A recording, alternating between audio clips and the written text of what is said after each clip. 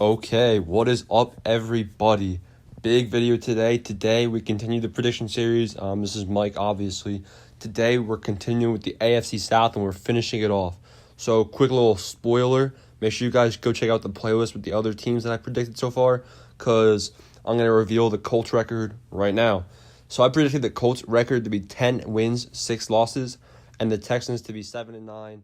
Jaguars obviously had a horrible record prediction, but so basically, for the Titans to win the division, they have to compete with the Indianapolis Colts record of 10-6. So obviously, the Titans had a pretty surprising season in 2019. They kind of came out of nowhere, and they actually made it they made it far in the playoffs. They upsetted the Baltimore Ravens. So definitely, the Titans' 2020 season was a success in my opinion, and I'm sure a lot of people would agree. Titans went 9-7. They didn't even win the division last year, but they went 9-7. And, we're one game behind the Texans, but now the Texans are, 7-9 this year. They're going to be not as improved as they were before. The Titans are definitely going to be in contention for this thing with the Colts. All right, so normally I talk about what the teams did in the offseason to improve or get worse. Now, honestly, the Tennessee Titans, it's difficult because the Titans had a different mindset than most other teams. The Titans' mindset in this offseason, which they just worked to maintain much of the same offense and defense from a season ago. And that's not necessarily a bad strategy because the Titans made it all the way to the AFC Championship game, falling just one game short of Super Bowl 54 after a loss to the Kansas City Chiefs. But if you rank the offseason of every team, the Titans probably are near the bottom half. They obviously retained Tannehill, which was good. They kept Derrick Henry, which obviously is good. They replaced Jack Conklin in the draft. And they signed Vic Beasley. So they did, let's see. Is the combination of Kelly and Wilson going to be better than Conklin? Or did they do enough to replace Logan Ryan, which is another big question. Vic Beasley, honestly, I think that he's a good pass rusher. But if the Titans found a way to bring in Jadeveon Clowney, I think Clowney definitely would be much more of an impact player. Now, on offense, I'm actually excited to see the Titans wide receiver core. I think it's going to be very good in 2020. A.J. Brown, I think A.J. Brown's going to have a huge season. He had a really good rookie year, and I think that he complements Corey Davis pretty well.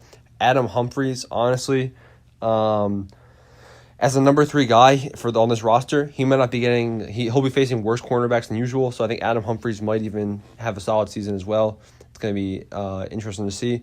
Titans have a solid offensive line, nothing special, nothing terrible. Obviously, it does enough because you got Derrick Henry running for giant gains every single play. Jonnu Smith honestly had a pretty solid year as tight end. He's more of a run blocker, but he also can do it in the red zone. In the Titans defense, they added Vic Beasley, obviously. And then they have Malcolm Butler, who's notable. And then they got the free safety, Pro Bowler, one of the strongest free safeties in the league, Kevin Byard. Kevin Byard just adds a huge element to this defense and will help this team dramatically every year he plays. All right, time to go right into the Titans' schedule. Week 1, they play the Denver Broncos. This game's in Denver, and the Broncos have a whole new outlook on their team. The Broncos' mindset, they think they can win right now, and I don't disagree. The Broncos have a whole new look offense. KJ Hamler, Jerry Jeudy joining Cortland Sutton. I'm actually really excited to see how the Broncos team plays this year. It's a little suspicious about Drew Lock. Drew Lock definitely raises some question marks, but I think he might be able to develop into a strong guy. This is definitely he definitely has the pieces around him to surround him to prove his worth to the team. I think the Broncos get the win here week 1. It's in Denver, and this is the perfect time for kind of an upset, just because both teams, it's the first game of the season, and obviously early in the season penalties are a factor, and everyone's trying to get into trying to regain where they were the year before. I think that the Broncos are going to be able to offset the Titans week 1. Titans start off 0-1. Next up, the Titans play the worst team in the league, the Jacksonville Jaguars. This is a free win. I'm just gonna, spoiler alert, the Titans are gonna sweep the Jaguars in 2020. Consider it 2 free wins, so they start off 1-1 right here. Week 3, they play the Minnesota Vikings. Unfortunately, obviously, the Broncos game was in Denver, and this Minnesota game, it's in Minnesota, so that's unfortunate for the Titans. Tough scheduling right there, but they have some home games coming up after this. I think the Vikings, I kind of like the Vikings offense a little bit more than the Titans. Derrick Henry definitely adds something to the Titans that the Vikings don't have, but Dalvin Cook is a different kind of rusher. I think Dalvin Cook's going to have a big year. I think Justin Jefferson is a really good fit with Adam Thielen. The Vikings do need a third receiver, though. But besides that, I see the Vikings kind of having a better game right here. Vikings defense, similar. I like the Titans defense in this game, but I think that Kirk Cousins gets it done at home in Minneapolis. Titans 1-2. Now here comes some home games. They had some tough away games. Here comes some tough home games. They play the Pittsburgh Steelers. This is a home game, Week 4. The Steelers definitely have one of the strongest defenses in the league.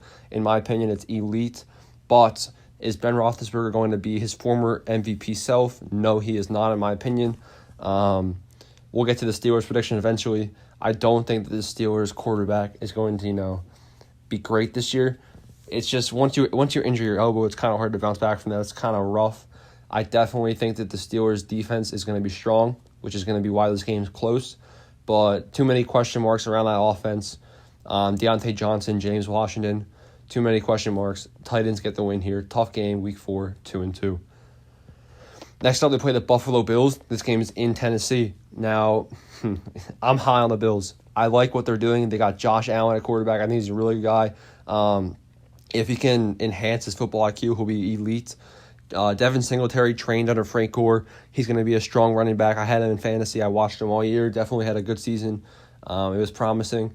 And then the Bills wide receiver core, they bolstered it up with Stefon Diggs joining John Brown and Cole Beasley. But the Bills defense is also going to be elite.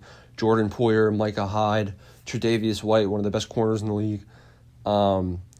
So I definitely think the Bills. It's hard because I think the Bills and Titans are going to be some of the toughest teams in the AFC. I'm giving this win to the Titans. I definitely think that the Bills could win this game easily. I think the Titans could win this game easily.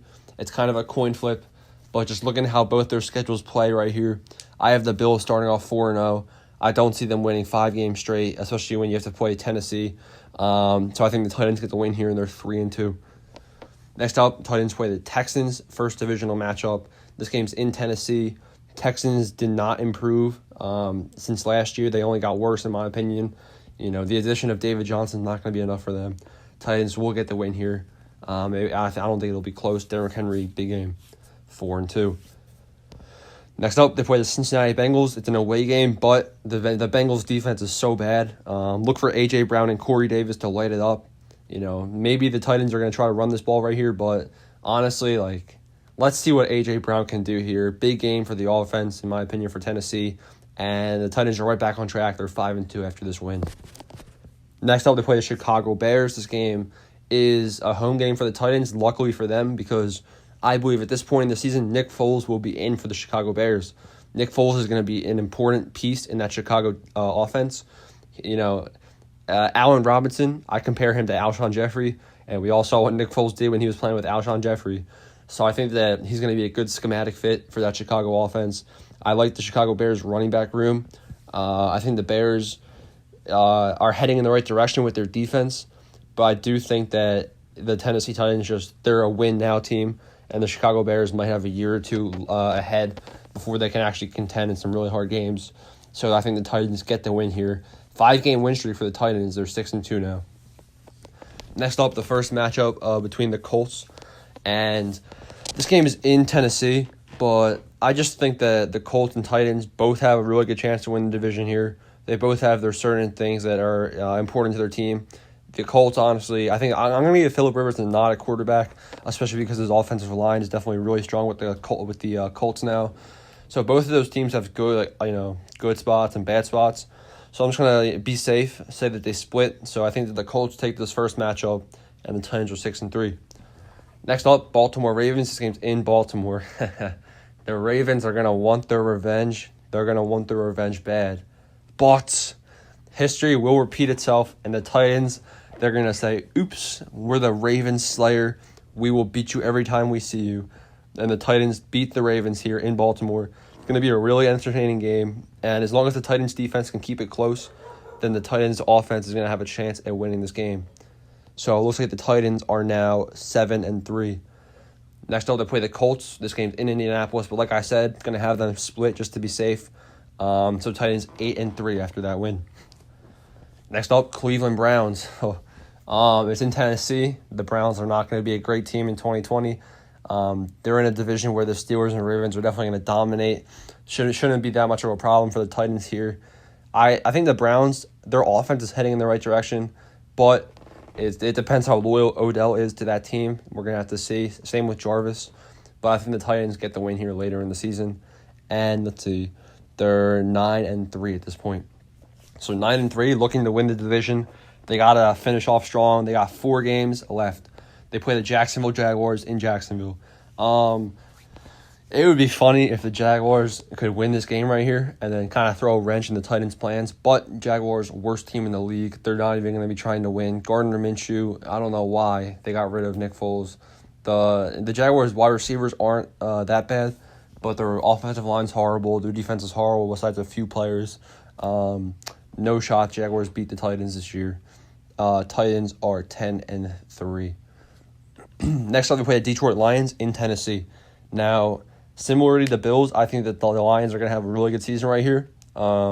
Matthew Stafford is honestly one of the top quarterbacks in the league, top 10. He's a really strong arm if he stays healthy. The Lions bolstered up their running back room in case Kerryon Johnson gets injured again.